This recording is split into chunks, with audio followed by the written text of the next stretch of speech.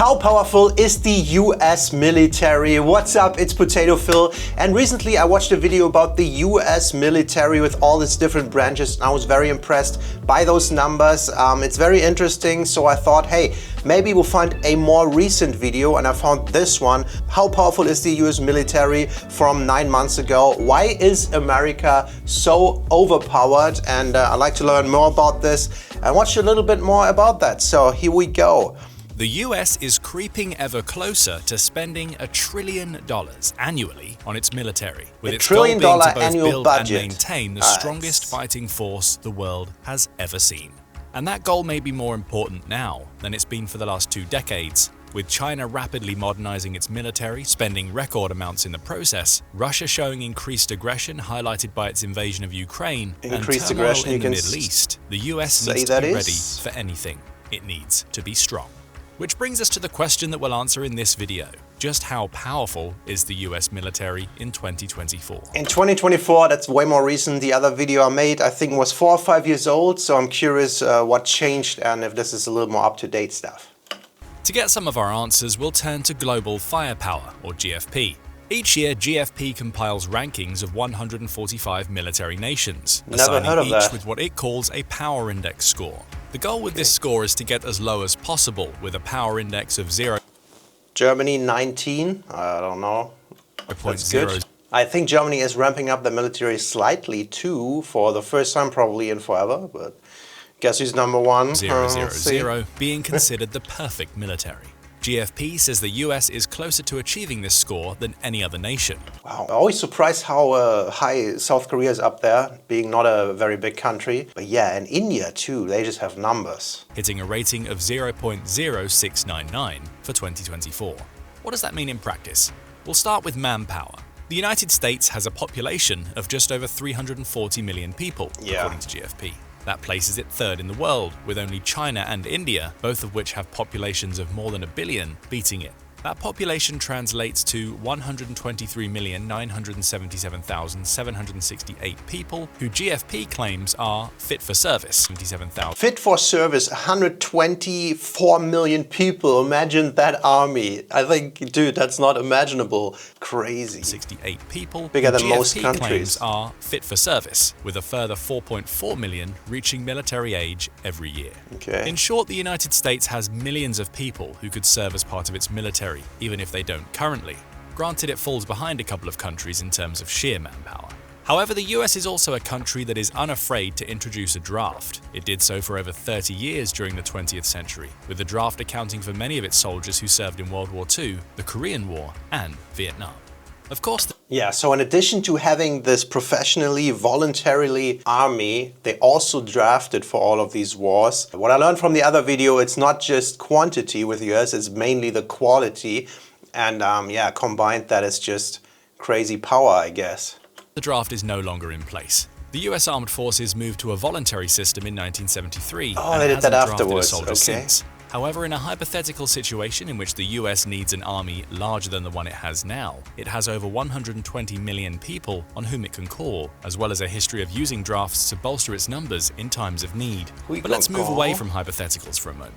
GFP says there are currently 2.127 million US military personnel, of whom 1.328 million are actively serving. So 1.3 actively serving, they could potentially, according to that study, fit for service, draft 100 times the people. That sounds crazy. Again, that places the US third in the world, with only India's 1.455 million active members and China's 2.035 million surpassing it. The US bolsters these numbers with 799,500 reservists, the 10th highest stock of reserve troops in the world, though it has no paramilitary forces. So the US doesn't have the largest military in the world in terms of sheer manpower. However, there's an aspect of manpower that hasn't been mentioned yet: equipping soldiers. In 2021, the Military Times reported that the United States spends an average of $136,000 per active duty service member annually. So a soldier or an active duty service member, one person in the military on average, costs them $136,000 per year.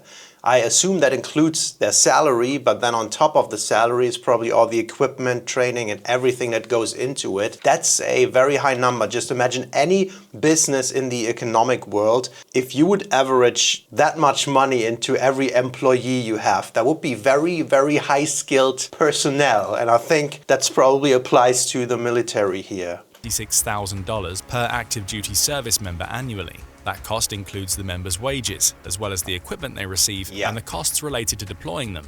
Housing stipends and medical benefits are also incorporated into that figure, showcasing that the United States is among the best in the world in terms of providing its soldiers with the best possible conditions in which to train and I heard fight. that military in the US gets a lot of benefits. Like China or Russia.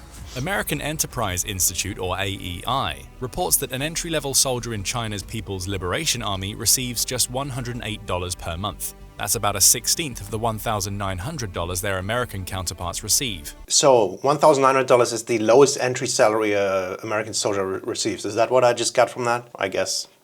For the past 2.5 years, that Russia's soldiers are under-equipped and often forced to use outdated equipment while surviving on minimal or even out-of-date rations. Of course, there are budgetary factors at play here, which we'll explore later, but the fact remains that the US military does a better job of paying and equipping its members than many of the nations we might consider its enemies. Yeah, definitely. We move to land forces.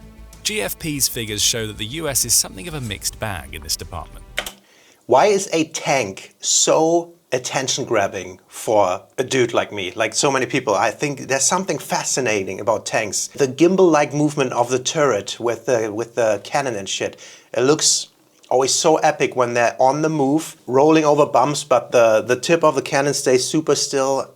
For instance, it has 4,657 like I said it before, tanks, something of which an estimated 3,000 fascinating about the military are combat ready, which places it 5th in the world, behind other major powers like Russia and China.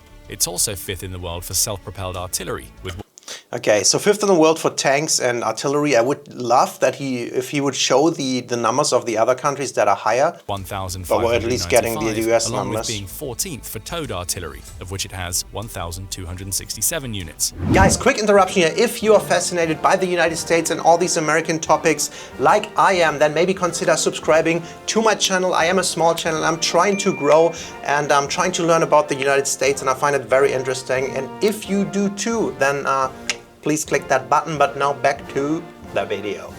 Having said all of that, the United States tops the rankings for vehicles with 360,069 available, 270,052 of which are in a combat-ready state. A powerful collection of land forces for sure, but not the best in the world in terms of sheer number of assets. However, there are caveats at play here. For instance, GFP says that Russia has about 3 times the number of tanks the United States has, with a stock of 14,777 according to its 2024 rankings. But a huge number of these tanks are Soviet era. We've seen this in the Ukraine war, in which Russia deployed T-54 and T-55 tanks that were built in the 1940s as part of its ground invasion. The grind of that war has caused Russia to use what CBS calls mothballed tanks to fight against Ukraine's ground forces, which have destroyed at least 3,000 of Russia's stockpile since February 2022. I think that's true. The Ukraine war currently shows us how basically the quality of the Russian military, I think, because for the entire Cold War and since then, it's this big question mark, you know, how powerful is Russia actually?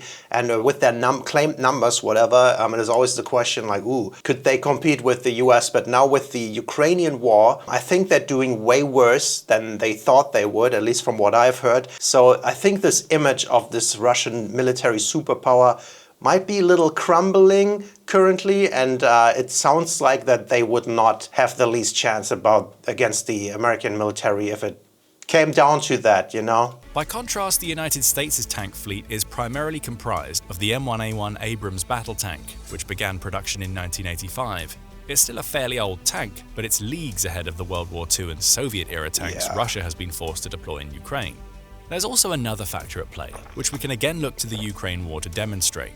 During its fight against Ukraine, Russia has failed to establish air superiority for extended periods. There we go. At best, its fighters have offered some support to ground forces before retreating behind the front lines. Similarly, Russia hasn't made great use of its navy, with reports claiming that it's lost about 1/3 of its Black Sea fleet in the fighting.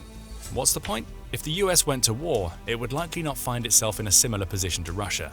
While it would obviously need to equip its ground forces with artillery and tanks, those forces would also be supported by aerial and naval assets in joint operations. In other words, the United States doesn't need as many tanks and artillery units as other countries because it far exceeds its potential enemy's capabilities in other areas. Yeah, from what I learned, air and water, there's no competition for the US military. And that brings us to America's aerial power. In sheer numbers alone, the US comes out on top in every department. GFP says America has 13,209 aircraft, of which 1,854 are fighter jets. I think that number's higher than in the last video. Crafts. It's top of the rankings in all three areas. The US also has more fixed-wing transports than any other country with 957, as well as 695 special mission craft, 5,737 helicopters, and 1,000 attack helicopters. Again, it's top in all of those categories. It's also worth mentioning America's 606 tanker aircraft, which are those tanker aircrafts? They look epic, dude. That matte dark gray. I don't know, it looks so sleek and just like dangerous just from the color. Are used to refuel planes while they're still in the sky. The United States deploys the KC-46A tanker, which its manufacturer Boeing claims is the only tanker to meet the stringent requirements created by both the Federal Aviation Administration and the US Air Force. It's capable of carrying 212,000 pounds of fuel, allowing it to refuel practically any other aircraft. And it's interoperable, meaning that it can refuel not only American aircraft, but the craft used by many of its allies. Dude, this maneuver, this refilling in the air, it's always been so fascinating to me. I love to play these old fighter jet games, and I wish there was a new one like that is really good. And I think this was always like the hardest thing to do, to like attach to this little hose and hold the plane so steady. It's so impressive that they can actually do that in real life. Just look at this shot, how he approaches this above the clouds. Dude, I gotta rewatch Top Gun or something. I was always so fascinated by fighter jets, and just imagine being in a machine like that powerful, with just like one or two people in there. Why do these tankers matter? In a word, range. With the capability to refuel in the sky comes the ability to keep planes in the air for longer. We can look to the Indo-Pacific for an example of why this is important.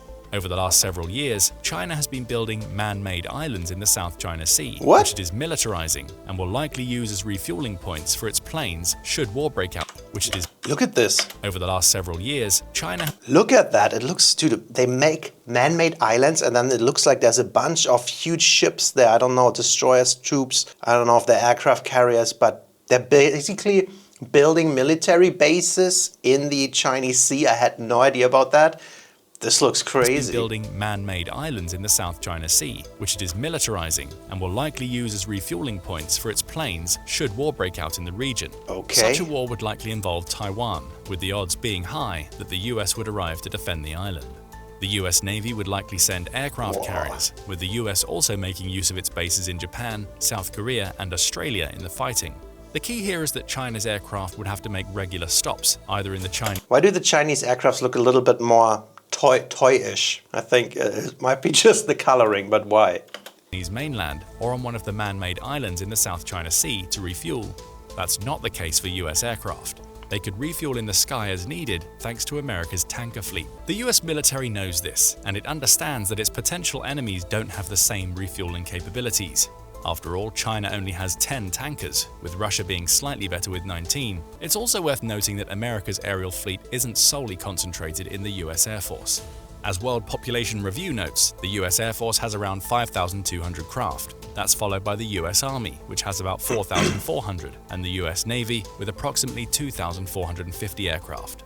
Russia's entire air force numbers 3,863 assets, according to the same resource, meaning the US essentially has military branches, the US Air Force and US Army, that have more aircraft than Russia's entire military. So like 3 branches that all have like stronger air supremacy than Russia?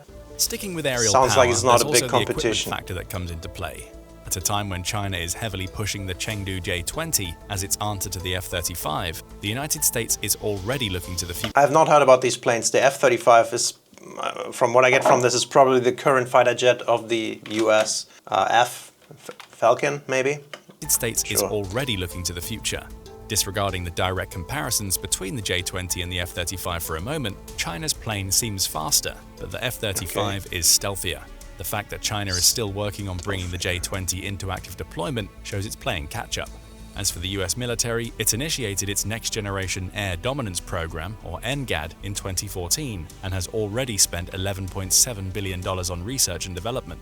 Not only will NGAD lead to the creation of a sixth-generation fighter, with the planned service entry being in 2030, but it will also mark a wholesale shift in aerial operations. Solo fighters will be out.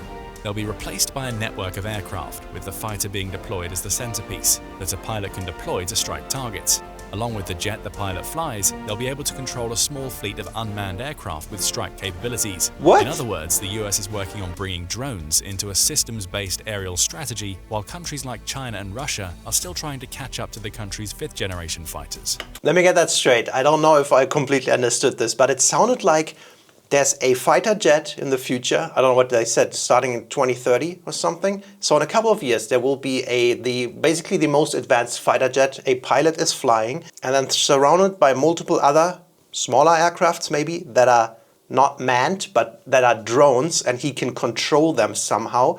This sounds like video game stuff. These are gonna be like an Xbox controller and he flies a drone somewhere. It sounds crazy. And I didn't know that apparently America has the most advanced fighter jet still. You just said China and Russia are playing catch up. I don't know from when my knowledge is, but a couple decades ago it sounded like Russia had the more advanced aircrafts, like with the MiG, I don't know, 29. It was probably the 90s, I don't even know. Even in the new Top Gun movie, I think when they had the aircraft battle there, they said the Russian fighters were more advanced, but it sounds like that is actually in 2024 not the case anymore. Next up, the US Navy. Based on the sheer numbers alone, it seems like the US doesn't quite top GFP's rankings in terms of sheer number of assets. Okay. It has 472 vessels, which is a long way behind the 730 of China, which has the second largest navy, and Russia, which has 781 assets. However, the United States comes out on top in many of the areas that matter. It has more aircraft carriers than any other country with 11. Once again highlighting the joint operations approach it takes 11? to I thought it was 20. It has 9 helicopter carriers and 75 destroyer warships, topping the rankings in both of those categories too. The country's 64 submarines place it second in that. We haven't even talked about submarines, dude. 64 submarines. I wonder how crucial submarines still are. And it also has the 4th most corvettes at 23. What is a corvette? That looks like a stealth destroyer or something. I don't know what that is. If anybody can explain to me what a corvette is, please let me know. But that looks epic. Looks like it has a bird snout or something, or like a dolphin, you know. Very, I wanted to say aerodynamic, but I guess hydrodynamic. Very stealthy looking. In its number of frigates, it has none in its navy, as well as its lack of patrol vessels. But therein lies the secret to America's naval power. It's not trying to build the largest navy in terms of assets. Instead, it's focused on water displacement. This is the measure of the amount of water a ship displaces, with larger ships obviously displacing more water. And when it comes to this metric, the US is along. Just look at the dimension of this thing. This is probably a couple football fields. Like, if you imagine the ship not being here, just look at the size of this pier, and then, I don't know if these are buildings. It's humongous, man. Way ahead. Very impressive. According to a 2021 Forbes article, the US Navy displaces around 4.5 million tons of water, with China, supposedly the owner of the second largest navy in the world, lagging at 2 million tons. That's interesting because they had more ships, but they're only displacing half the water, showing how much smaller the ships are, probably. This matters not only because it means the US has larger ships, but for what those ships bring to the table. More size equates to more weapons on board, as well as the ability to absorb more damage before sinking. The US also accounts for its role as a global protector here, with many of its ships being as large as they are because they're tasked with sailing thousands of miles from their home ports in San Diego, Hawaii, and Washington. Larger ships can carry more fuel, with the logistical and weapons-based benefits they offer being the icing on the naval cake. The displacement is growing too. That's according to Chuck Hill's CG blog. He says that the US Navy decommissioned several vessels in 2023, including 4 cruisers, 4 littoral combat ships, or LCSs, 5 patrol vessels, and a pair of nuclear-powered attack submarines, or SSNs. However, that decommissioning was balanced by the US introducing a trio of new destroyers, 5 new LCS, a new SSN, and a replenishment ship. All told, it added 55,658 tons to its total displacement. While that was behind Russia and China, who added 211,333 and 93,567 tons respectively, it still shows that the US Navy's displacement is growing, so it stays ahead of the rest of the world. In simple terms, the US Navy may not have the most ships, but it has the largest and most powerful. It also has the most versatile navy, thanks to its aircraft and helicopter carriers. When combined, Russia and China only have 4 of these carriers, about a third of what the US has, with America's focus on these larger ships being emblematic of the combined approach it takes to naval warfare. Alright, so with this water displacement growth, what he's saying there, the example was, I guess, that the US Navy just retires older, smaller ships, but replaces them because they obviously don't want to shrink. The Navy is still growing in strength, and they, still make newer, better ships to replace these older ships, so they're growing. And he said earlier, it's twice the water displacement of China, but from what I just gotten, China and Russia are both growing a little quicker than the US. That is interesting. If a country has to fight the US at sea, it not only has to face massive ships, but also the many so fighters epic, and helicopters that can launch from them. Oh, look at that, man. I love when the jet pilots like put their logos on there. They get so well known that I think in fights they kind of know the enemies. Partly, at least that's what I expect, you know. And even if the opponent can bring its own air force into the fight, the US still has an advantage thanks to its tankers offering its aircraft more range. And that's without even mentioning the US Marine Corps, which has 174,557 active duty members, along with 39,599 reserves as of the end of 2023.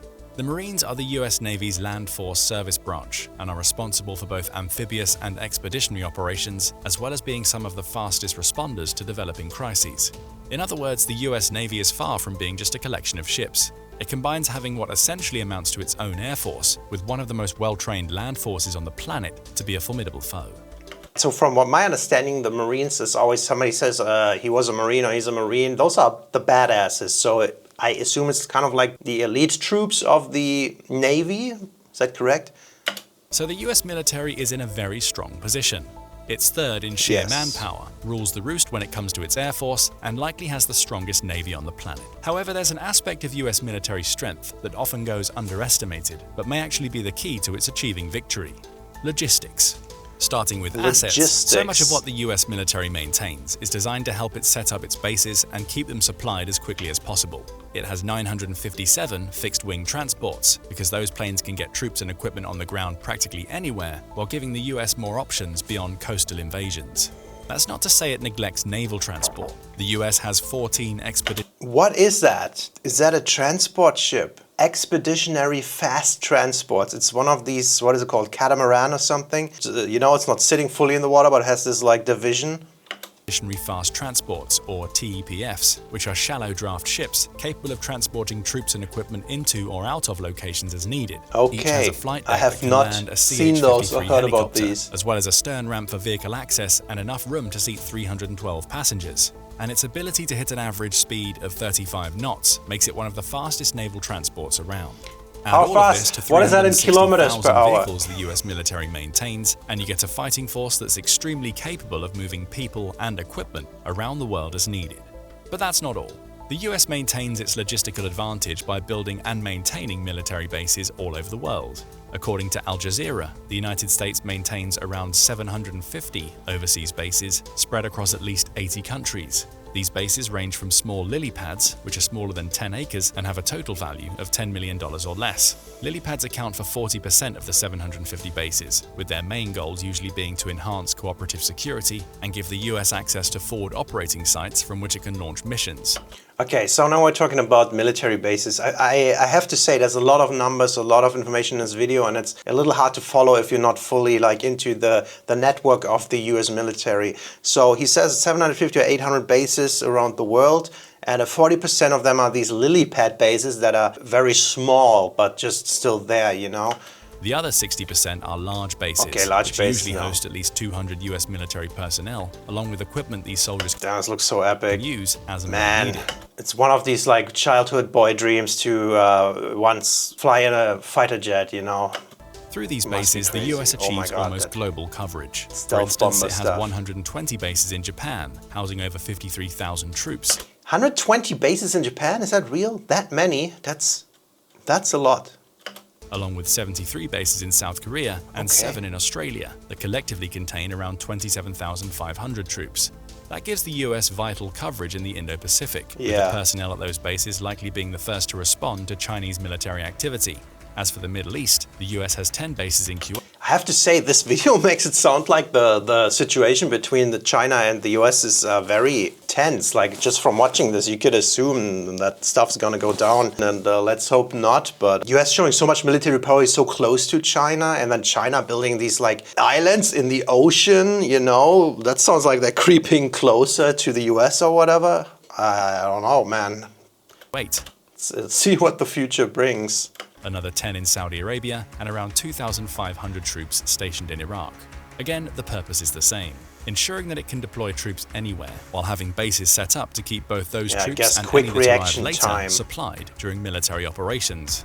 These bases are also part of America's collective defense approach to its military, which brings us to NATO and the various military partnerships the US has. Yes. As a NATO member, the US is supported by another 31 countries, most based in Europe, that are obligated to come to its defense should an attack occur on American soil.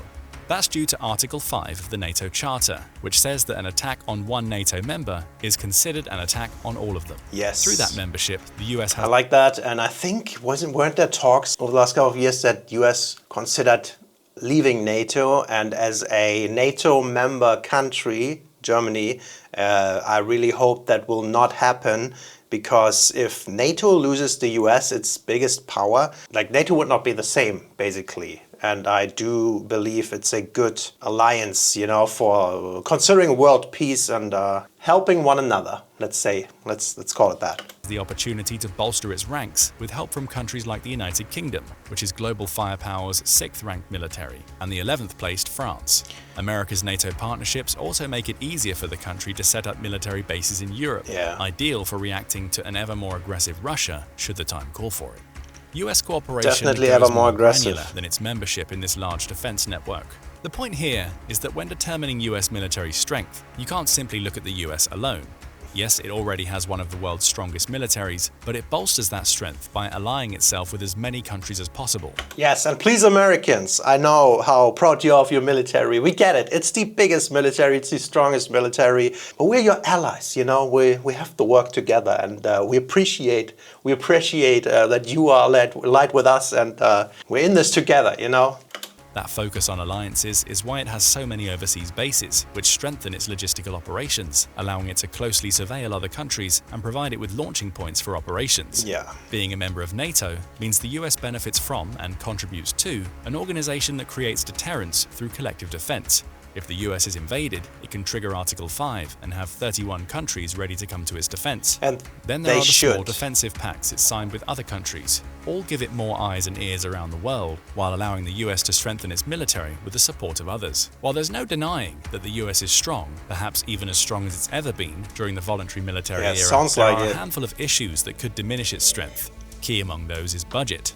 You may remember earlier in the video that we mentioned the US defense budget of $841.4 billion. We also touched on how much more the US spends on the average soldier than China. Both of these things are beneficial to the US when it comes to building its military strength, but there's also a hidden issue with that budget that could compromise the country. It's not getting as much for its money as many of its potential enemies. Inflation. Take China as an example. In 2024, China announced it would increase its defense budget by 7.2%, meaning it will reach $231.6 billion. So like a quarter of the US budget. And keep the country in second place in terms of global military spenders. On the surface, that should mean that China isn't able to strengthen as much as the US in 2024. However, AEI notes that China is likely spending far less on equipment than the United States. In practice, accounting for PPP means that China can spend less on its soldiers, not because it's skimping out on equipping them, but because the equipment it provides simply costs less than equivalent equipment in the United States. In short, China gets more bang for its military buck. The US military also has another problem to confront: recruitment. For as large as the US military is, the number of active duty members has declined over the last 3 decades. USA Facts say that manpower is down by 39% from... Okay, so manpower, active duty members, down by 39%. Had no idea. The levels it was at in 1987. While this is partially due to the US trimming where needed and becoming more efficient, it's also indicative of a recruitment issue that could threaten the voluntary nature of the country's armed forces in the future. In December 2023, the Department of Defense published an article in which Army Major General Johnny K. Davis, who is the commanding general of the Army Recruiting Command, claimed that the recruiting landscape is one of the toughest he's seen in more than 33 years. He notes that the percentage of American youngsters who could even qualify to serve in the military has declined. Couple that with a strong economy leading to low unemployment and less chance to recruit those who simply need a job, and you have a key challenge the US must confront. The US failed to meet its recruitment targets in 2023. Okay, so what I'm getting from this is the US population is still growing, right? But less young people want to go to the army, which is, I don't know, maybe a normal development, not sure. Guess the economy is growing and maybe there are more attractive job opportunities. It was the first time that had happened in 24 years. Okay. The US military is shrinking. So there are issues that the US needs to figure out in terms of how it manages its budget and how it recruits people to its various branches. However, that doesn't change the fact that the country still has the world's most powerful military. Global firepower certainly seems to think so, noting that the US has a dominating air force and is near the top of the pile when it comes to manpower, even with its recruiting issues. Its navy, though not the largest in terms of assets, displaces the most amount of water, and it has alliances with dozens of other countries that have allowed the US to build bases all over the world. The last point is crucial. It allows the US to maintain an unrivaled logistical network that ensures its soldiers are well stocked and capable of fighting anywhere. I think that is the biggest point. The network is crazy. All the bases, just having forces on so many different places, you know, quick to react and just showing strength everywhere. I think that is probably the biggest factor. Okay, I think this video was a little harder to follow for me. It sounds like not as dominant as the other one that I watched recently, and this one being newer makes me question now a little bit. It sounds like the US military has its struggles with new recruitments and shrinking overall with prices going up, inflation. For example, China's navy seems to be growing faster. The US still has the strongest military, and let's just hope NATO sticks together and they're staying in it. But it sounds like, as in other economical aspects, China is just growing a little bit faster, and I'm very curious how it will look in a couple decades. Yeah, but very, very interesting, and I cannot say it enough. This topic is very, very fascinating just to like men, young boys, since you're a child. You're just fascinated with military equipment and just the soldier life and all that stuff. So let me know what you think about this topic, but I'll see you in the next one. Bye bye.